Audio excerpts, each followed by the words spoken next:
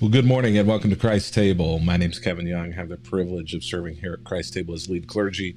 It is Easter Sunday morning, Resurrection Day, the conclusion of Lent, and we're so glad that you are here with us today. We get started usually just a few minutes early in order to allow folks to give time to get here and also just to spend some time catching up and getting to know each other just a bit.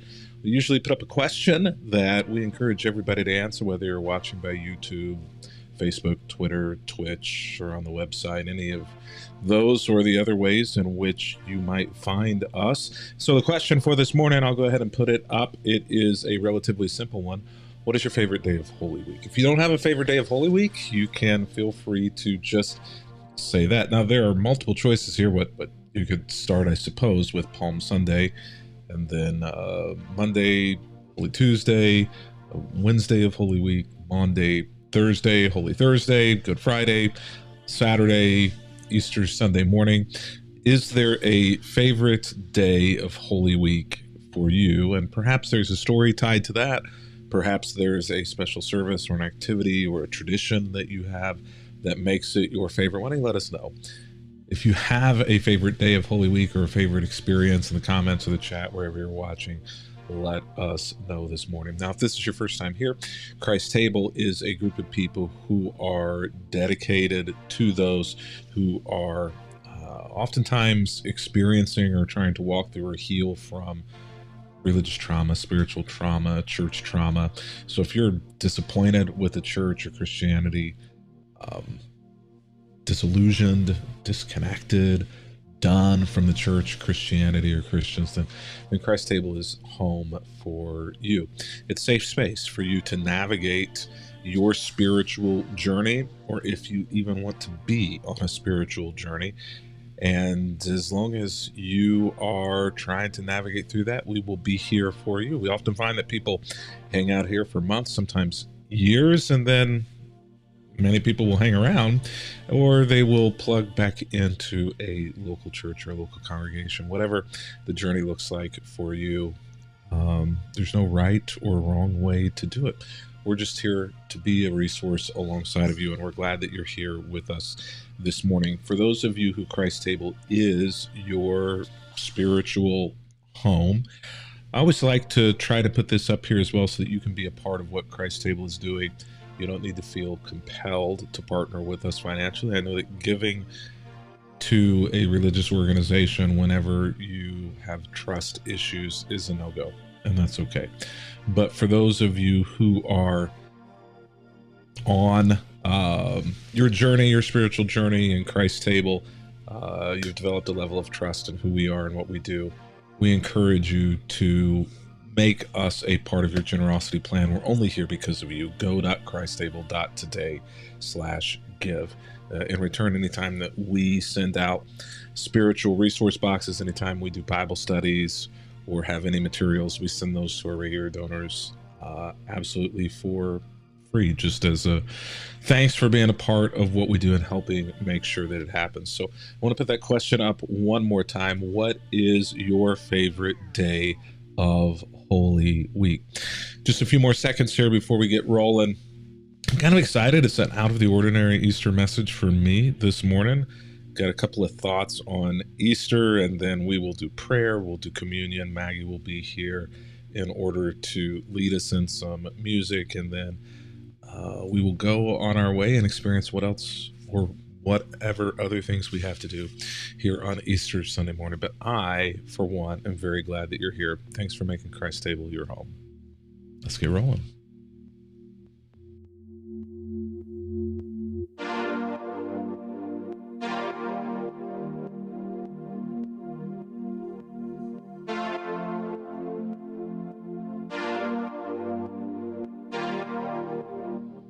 Now, you may not have actually noticed it, but that previous slide had the sermon title in there, and this may well be the first time that I've ever done anything like that for a title for a message or a Sunday. It is certainly, I think, the first time that I've ever used emojis and only emojis alone for a sermon title, and it will make sense why that's the title for what I want to spend a couple of minutes kind of reflecting on and thinking through today whenever we get there. I have to admit, though, that I have been really enamored with Good Friday over the last few days, really, and through kind of this whole season of Lent leading up to Good Friday, and then Friday, and then yesterday as well. I've kind of been in this reflection mode over Good Friday. One of the fascinating things about Good Friday is it's a part of the journey that many of us have experienced through our religious trauma. So I kind of want to start on Easter Sunday by beginning in Good Friday. So let's start with a text that if you attended a Good Friday service, wherever you are, you would have experienced this being read. As evening approached, Joseph, a rich man from Arimathea, who had become a follower of Jesus, went to Pilate and asked for Jesus' body.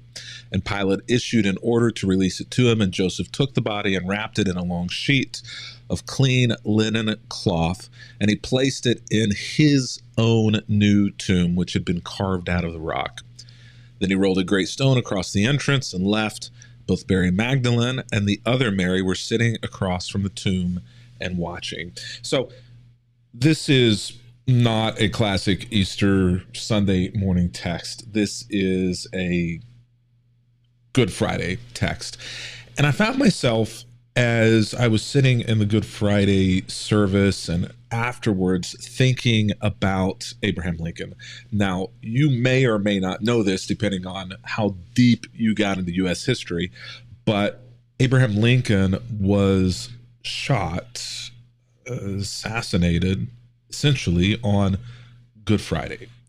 And so that year here in the U.S., whenever Abraham Lincoln was shot on Good Friday, it really kind of changed the way that Americans saw Good Friday and as well Easter Sunday morning. So I kind of ended up doing a deep dive on Good Friday about Abraham Lincoln, and here is a picture of Abraham Lincoln's sarcophagus. Abraham Lincoln is actually not in that sarcophagus.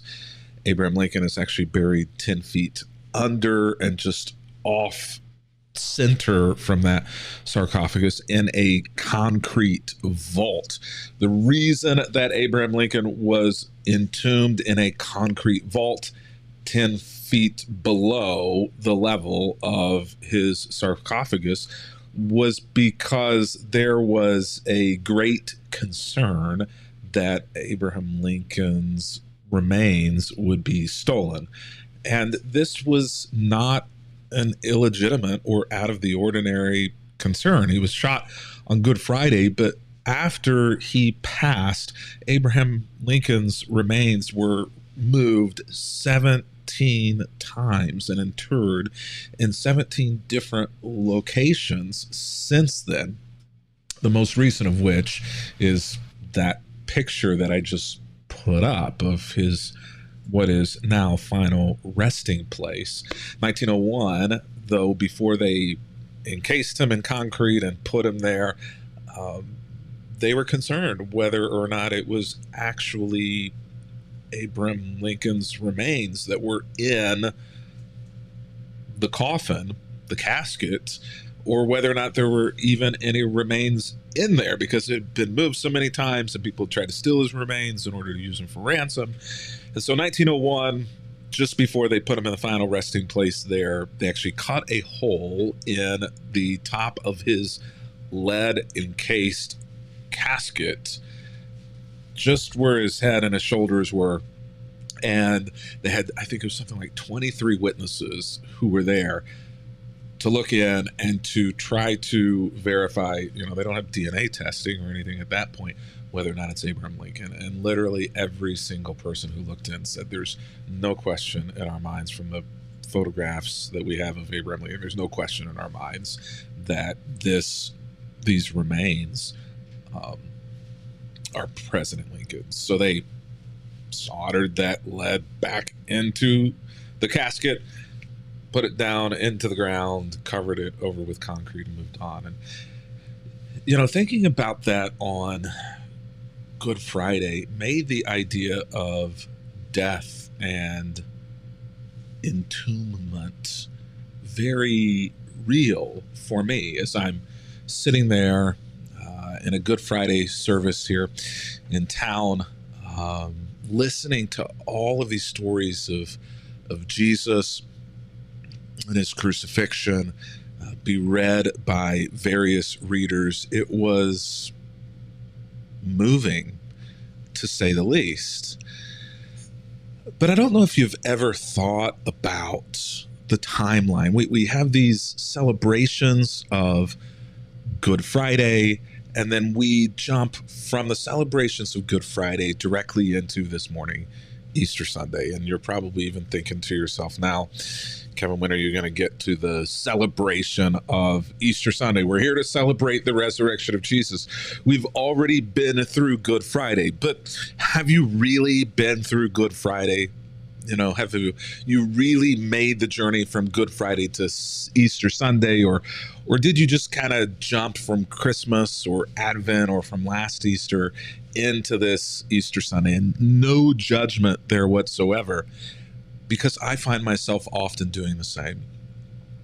And this year, instead, I tried to sit with Good Friday, and I tried to resist the urge to jump from Good Friday to Easter Sunday, which made me realize there is this space in between Good Friday and Easter Sunday we don't often think about very much. For those of us who grew up celebrating or have as a part of our rituals over the years celebrated Good Friday and Easter Sunday, there's this space in between Good Friday and Easter Sunday that is not very easy to know what to do with or what to feel. Is it time off? Is it a break? Is it something where I'm supposed to feel something? Am I supposed to ignore it? Is it an opportunity to get the chocolate for the Easter baskets, to go to the store and get all of the food and ingredients that are going to be needed in order to prepare for whatever is coming on Easter Sunday with lunch or brunch or dinner? And it got me thinking, what was happening between Good Friday, between the crucifixion, and Easter Sunday morning? And the Bible actually goes into that a little bit, but it's not usually ever a part of our readings on Good Friday or on Easter Sunday morning. So what was happening between Good Friday and Easter? Well, Matthew chapter 27 says the next day, so at this point it's talking about Saturday, on the Sabbath, the leading priests and the Pharisees went to see Pilate, and they told him, "Sir, we remember what the deceiver once said," speaking of Jesus, calling him the deceiver. "We remember what he once said when he was still alive. After 3 days, I will rise from the dead. So we request that you seal the tomb until the third day." So essentially, they're kind of asking for the same thing that happened to Abraham Lincoln, concrete that body in there to make sure that it never goes anywhere. Seal the tomb so that the stone cannot be rolled away. Nobody can get in to that tomb for at least 3 days. And this will prevent his disciples from coming, from stealing his body, and then telling everybody that he's risen from the dead. If that happens, we will be worse off than where we were at first. So Pilate replies, "Take the guards, secure it as best as you can." So they sealed the tomb and they posted guards to protect it. But that's not the only thing that we're told about that space in between Good Friday and the celebrations of Easter Sunday morning. We're also told a lot about what the disciples did during those, 24 to 48 hours in between those two events. We can learn a lot from what the disciples do during this time. John 19 tells us that some had a hasty funeral of sorts. And by disciples, we're not just speaking of the 12. We're speaking of the women who were there. We're speaking of the other people who were considered followers of Jesus. So hundreds and hundreds of people. John 19 tells us that some of them had a hasty funeral of sorts. Some of them, Luke tells us, rested after the events of Good Friday. And they weren't resting in order to save up energy for Sunday, for the resurrection. They had no idea, that was coming. Some waited. But what for? They didn't know. They were just waiting because without Jesus, they had no idea what to do next. And so whenever you're not sure what to do next after a crisis happens, after a trauma happens, you become not just lethargic, but you become immobilized, you become incapacitated. Some hid because they were very fearful that they would be, having been followers of Jesus, the next people who were incarcerated, perhaps put on trial, perhaps even executed. And some lamented, some found themselves in sorrow. And the interesting, thing about all of these things is there are different stages of grief, and we react to grief in very different ways. What you see here is various reactions essentially to grief and trauma. But if we're trying to learn what the disciples, what the followers of Jesus did in between Good Friday and Easter Sunday morning, a cursory review of the scripture said that, quite frankly, they didn't do much. Didn't do much. There was no expectation that anything was going to happen.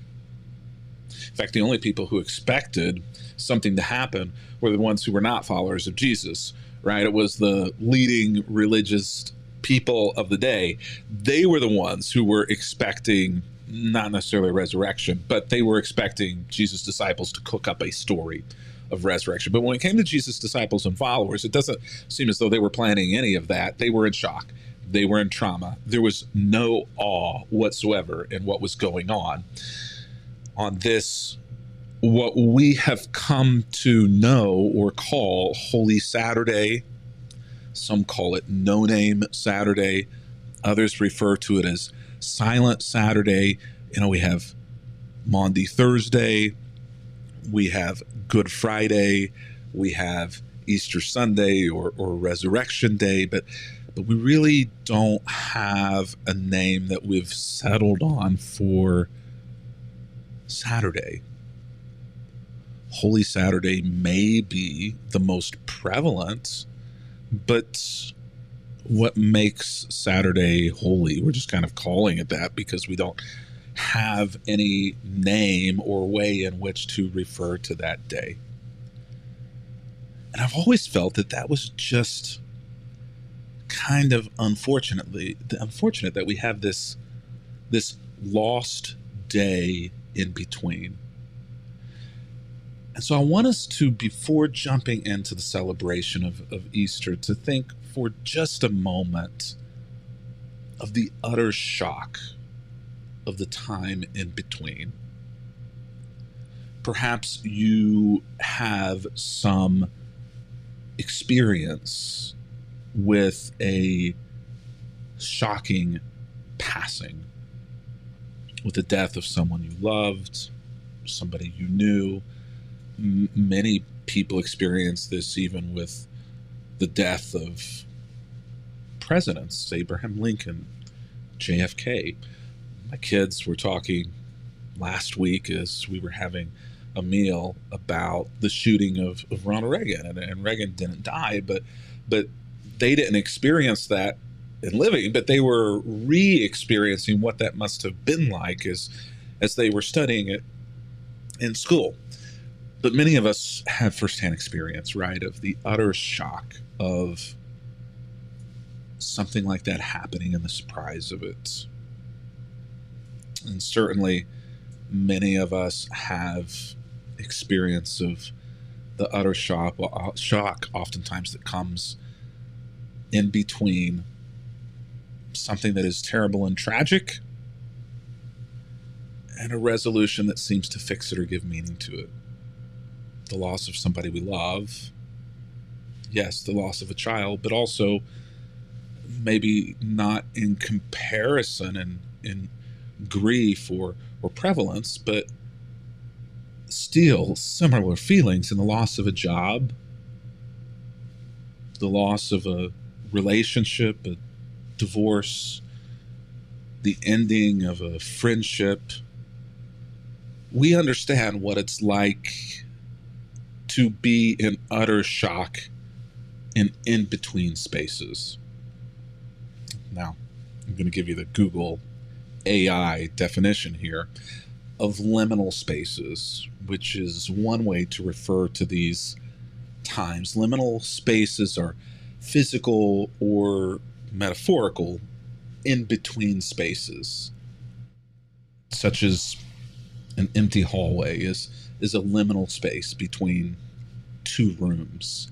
Airport terminals are a liminal space between the place where you're coming from and the place where you're headed to. A deserted mall is a liminal space. These are spaces that aren't just in between, but also spaces that oftentimes feel unsettling, feel dreamlike, or oftentimes even nostalgic, like a deserted mall, a space in between in time of your life that was vibrant. Maybe as a kid, you spent a lot of time in this mall. A lot of your stories and family experiences are central to that mall. Now it's deserted. Now it's not there. Now it's torn down. Now it's something else. And as an adult, there's this disconnect, this in-between space that's both metaphorical between your childhood and your adulthood, but also physical between this place that was important to you and present and now is not there. Transition from familiar, bustling areas to abandoned, empty, or transitional zones. These liminal spaces, and in a lot of ways, Saturday, Holy Saturday, No Name Saturday, Silent Saturday is a liminal space. We experience these things in our life all the time. I have to admit, I have probably experienced more Good Fridays and Holy Saturday liminal spaces in my life in the last year since the last time I celebrated Easter than I have at any other point in my life.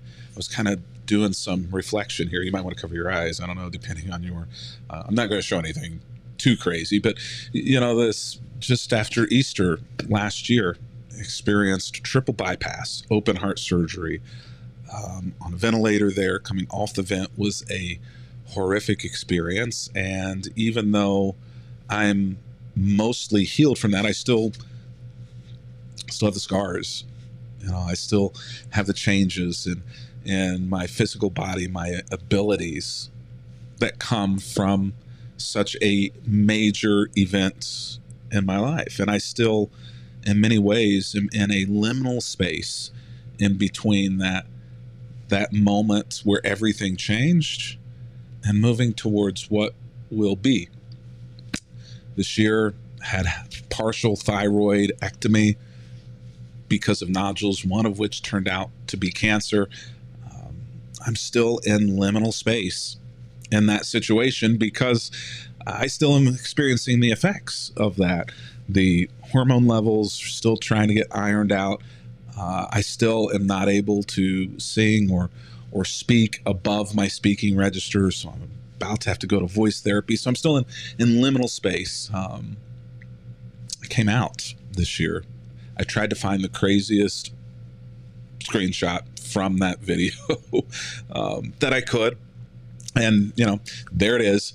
But I'm still in liminal space between what was before and what is after that. There are many things over the last year that for me have felt like death and resurrection. having 2 heart attacks and open heart surgery, in some ways was like the death of an old life and an old way of thinking for me. And after that, it wasn't just an immediate resurrection to new life. There was liminal space of healing and of understanding that life was going to change and trying to reorient to a new normal. Same thing after cancer. Same thing after coming out. It was like a death of the old me, but not just an immediate switch flipped to some new or different or more authentic Kevin, but this liminal space in between where I'm trying to navigate and figure out what everything means and what's changed and what hasn't changed. And perhaps you have some of these as well. Or something died, something changed. Maybe you know what it is. Maybe you're still not sure what it is, but you feel it in your life, in your journey. And you don't yet feel like you've come to that moment where you can celebrate that it's over or that the new is better than the old. You still feel caught in the vortex of effects from those events that you had. They're gone and past. The Good Friday is over, but the new doesn't yet feel like you. The honest, at least the most honest that I can be, is that for me, and I think that this probably applies to most of us, is that we spend most of our lives in between Good Friday and resurrection. We spend most of our lives in that, what some call Holy Saturday, but which is probably more appropriately termed No Name Saturday or Silent Saturday.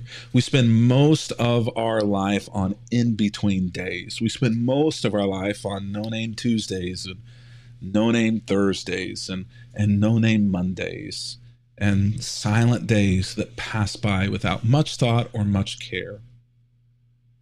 We have those crisis events, those Good Fridays, those surgeries, those deaths, those traumas that happen.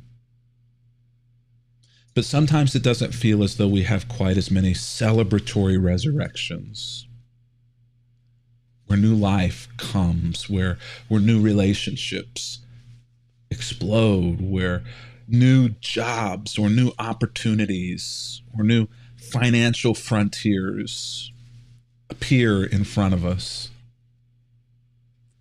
We spend most of our life in between days, between the highest mountains in our journey and the lowest valleys. And oftentimes we don't know whether we're actually climbing up towards a high point or falling, sliding down towards a low point. We only know in retrospect. But most of our time is spent in liminal spaces. And so I think that that's why this year I didn't want to necessarily run or race into Easter Sunday morning. I wanted to sit with that. I wanted to sit with the in-between and feel what it must have felt like for them in the first century, trying to understand what had happened and what they did, what they would do afterwards. And they didn't even recognize the celebration when it arrived. I mean, think about that for just a moment, that they really didn't see it. They didn't experience Easter like we experience Easter. And I think part of it was they didn't know they were out of the liminal space of Saturday. I love how Michael Beck says it here. In the in-betweenness of liminality, one experiences disorientation. It's the ambiguous reality of no longer being what you were and not yet what you are becoming. Liminality can be an opportunity to embrace this disorientation, to live in the mystery of transition. We can't see the past or we can see the past, the events that brought us to this place. From this perspective, we can see the good and the bad of the previous life. We can see the ups and the downs. But however, as we journey through this liminal space between where we were and where we are somewhere going, we can only imagine the implications. And sometimes the future, the hope, the resurrection, is hard to imagine. If you've shown up to this Easter Sunday still feeling a bit more like you're in Good Friday, or the liminal in-between space of Saturday, and not yet feeling the celebration or the hope of Easter Sunday, you're actually in good company. If you go back, and I encourage you to do this today if you have the time and ability to do it, but if you go back and read through the accounts of the actual Easter Sunday morning in the Gospels, it's kind of a letdown. There really isn't much celebration. Jesus appears to Mary in the garden. She isn't expecting it, has no idea who he is, thinks he's the gardener, and she's afraid.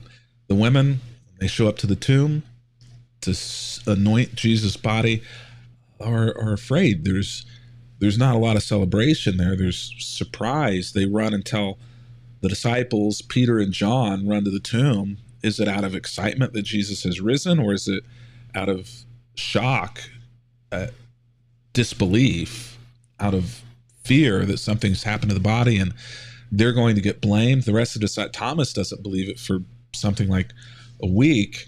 We have the story of the disciples on the road to Emmaus, those two disciples leaving Jerusalem, probably Jesus' aunt and uncle, from best we can tell. Jesus shows up.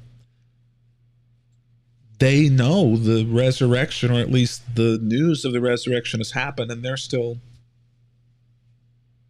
leaving, not wanting to be a part of any celebration. We don't really have any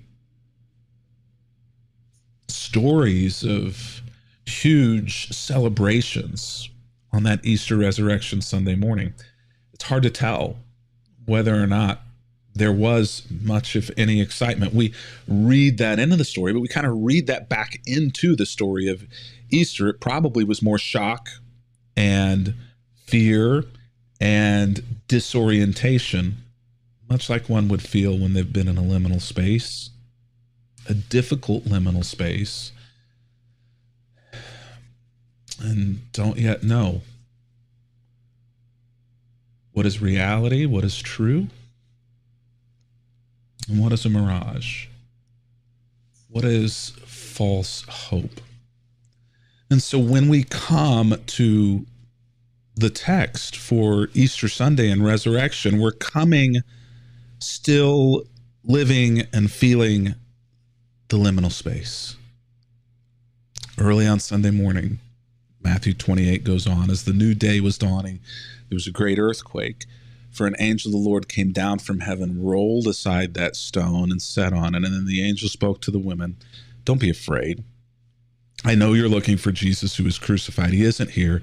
He's risen from the dead, just as he said would happen." And if you've ever seen any Easter cantata or Easter pageant, you know that the lights are flashing, the music is glorious, and there's an enormous celebration.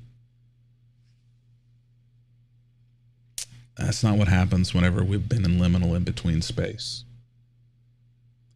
It's much more muted. The celebrations are much more subdued. Rather than being bright yellows and oranges and greens and blues, you've got browns and beiges and neutral tones. No one's really sure what to think or what to feel or what any of it means. And if that's the way you're feeling about your life this Easter Sunday, if you're not feeling so much resurrection as you are disorientation, you're actually probably closer to the true experience on that first Easter than anybody else who's celebrating this morning. But I want to say that liminal spaces are often the holiest of all. We celebrate Good Friday. We celebrate Easter Sunday and the resurrection. But No Name Saturday, Silent Saturday, the liminal space in between those two, God was still with them. God is still with us. In fact, Christ was still working, doing very important work. And that's something else that you can read. Look it up, find the verses. I'm not going to give it to you. I'm going to let you discover it on your own, but look up, do some research, Google and see what was Jesus doing on Holy Saturday. The Bible actually tells us in a couple of places what was going on in that in-between time, from the crucifixion to the vacating of the tomb. And so I actually think that Holy Saturday is perhaps the best name for that in-between space. Not Silent Saturday. God wasn't silent. Jesus wasn't silent. There were things going on. People were doing things, feeling things, experiencing things. It might have not been joyful. It might have been grief and sorrow and disorientation. But maybe grief and sorrow and disorientation are works of God. I don't think calling it No Name Saturday is great either. It's an important day. Jesus was doing things, and the things that he was doing were holy. And the things that God does in your liminal spaces, in your in-between moments, are holy as well. I know that we feel like God meets us on the mountaintops. I know that we pray for God's presence to turn things around in the deepest of our valleys. But I think the truth of the matter is that God is walking along with us each step of the way in between the highest highs and the lowest lows. And I think perhaps I can say this with confidence, that his most important work, his holiest work, is accomplished in the spaces in between. It feels good in a way to sit and grieve on a Good Friday, to stand and celebrate on an Easter Sunday. But it may well be that the holiest moments of all are in between. It's where all the work was done. In the first century, and in this century too in your life. Yeah, celebrate Easter today. Sing and enjoy the music and the songs. Celebrate with Easter baskets and brunch with family and good friends. Eat, drink, and be merry. But tomorrow, when you enter another liminal space again, know that God is as present, if not more so then, as he is today. Maggie?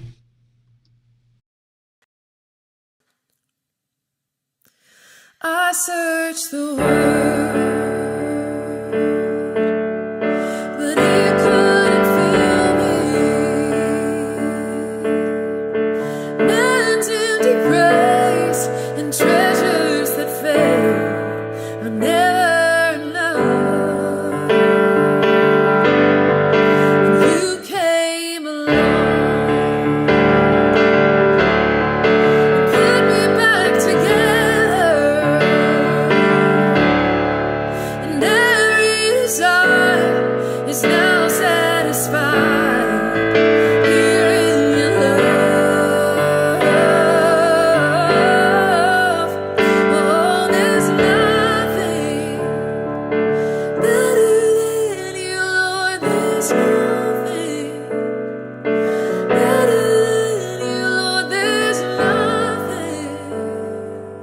Nothing is better than you. Now I'm not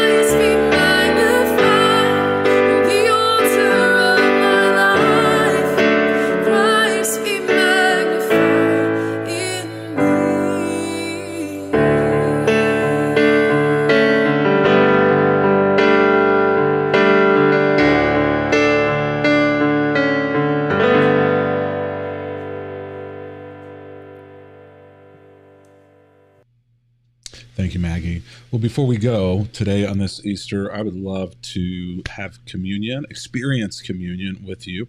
So make sure you have something to eat, something to drink. It doesn't matter what it is. It can be bread, wine, grape juice, or anything at all. And would love to spend just a moment praying for anything that is going on in your life. If you are in that liminal space and you have frustrations, you have needs, you have things that are weighing on you, prayer is an opportunity to help invite others to be a part of that journey with you, to help shoulder and carry some of the emotions of it.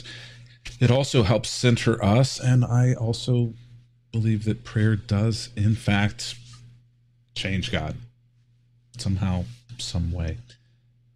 So wherever you're watching from, whether it's live or by delay, if you have prayer requests, go ahead and put those in the comments of the chat wherever you're watching. If it's too personal, you can put, please pray for me, or unspoken requests, or you can always send them privately, directly to Christ Table and to me through direct message. But let's pray. And at the end of this prayer, we'll put the words to the Lord's Prayer up on the screen, and would encourage you, if you're able, wherever you are, to pray the Lord's Prayer along with us aloud. Let's pray. Lord, we thank you for all of these prayer requests and praises that are coming in as well, things that are weighing individuals today down on this Sunday where it feels as though everyone around us is joyful and in celebration. It can be very difficult to not feel that way ourselves.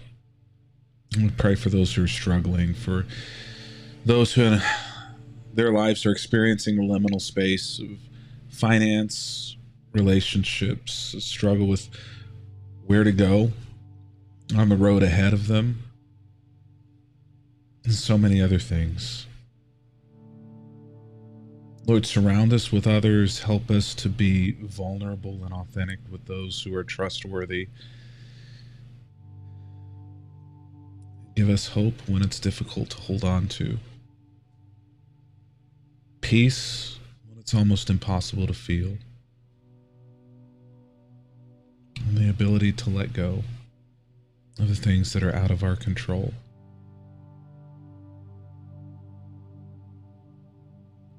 Lord, as our act of faith this morning, we together pray the words of the prayer that you gave to us. Our Father, who art in heaven, hallowed be thy name. Thy kingdom come, thy will be done, on earth as it is in heaven. Give us this day our daily bread, and forgive us our trespasses, as we forgive those who trespass against us. And lead us not into temptation, but deliver us from evil. For thine is the kingdom, the power, and the glory forever. Amen. Well, before we go, I'd love to celebrate communion with you. And if you don't feel worthy of celebrating communion, or don't feel like it's right, or were raised in a tradition where communion could be withheld, I'm just going to say that's ridiculous. It's not my table. It's not the church's table. It's not a denomination table. None of those people or institutions can prevent you from coming to the table for communion. It's Christ's table. He gets to decide who's in and who's out. And if somebody ever decided that you were out and disallowed at the table, that's hogwash, as my grandfather would say. Jesus allowed Judas to sit at his table for this very meal on the night that Judas was actively betraying Jesus.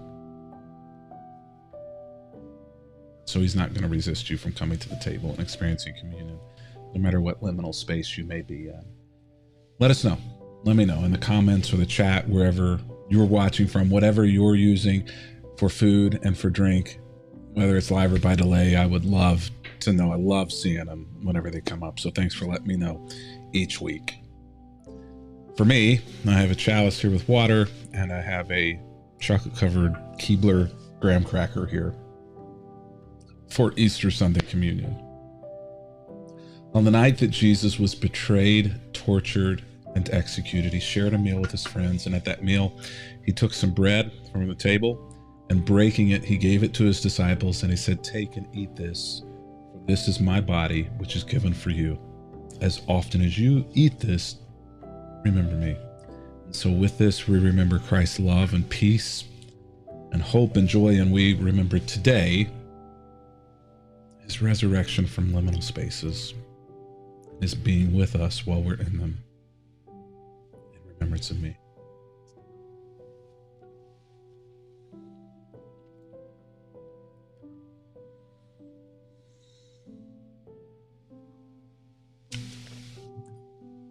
And then the text tells us that at the end of the meal, Jesus took the cup that was on the table and he passed it around to all of his disciples, and he said, "Drink all of this. For this cup is a new covenant, a new agreement between God and between you for the forgiveness of sins. As often as you drink from this cup, remember me." So this is the cup of forgiveness, the cup that reminds us that we have been fully and freely forgiven. There's nothing else that we must do. So drink deeply from the forgiveness of this cup and let it all go. Release the burdens, release the guilt, release the shame. This do in remembrance of me. Receive forgiveness.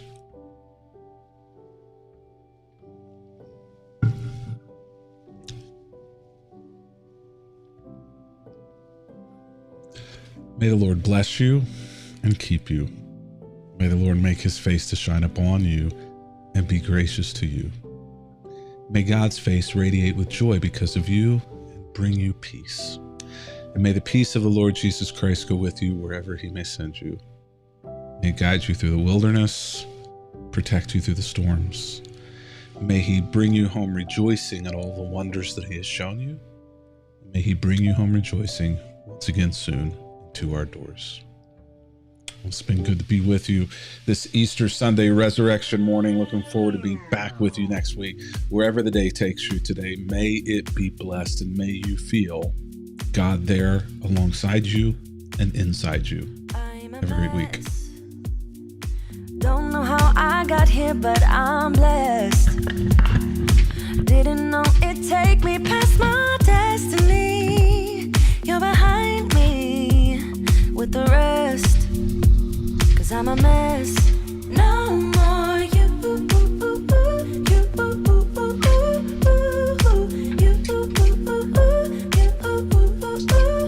And I go home. You said things could only get better. I needed more than ever. They don't. How can I believe you when everything is see-through? Everything is see-through. Everything is see-through. Everything is see-through. How can I believe it when everything is see-through? You see through. Gotta make space for the new you, like I'm old news in your rearview mirror. It must be nice, you went and got a penthouse, all your friends partying is real loud. Brand new money with a brand new chest, still a baby bird right straight off the nest like you.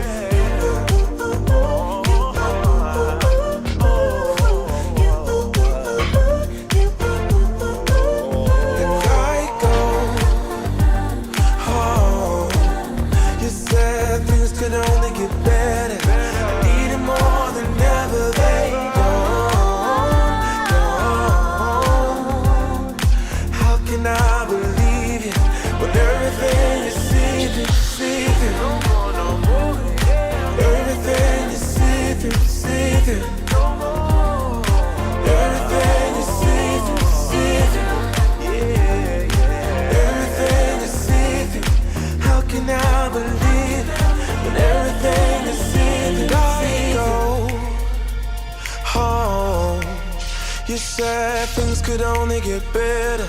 I need it more than ever. They don't.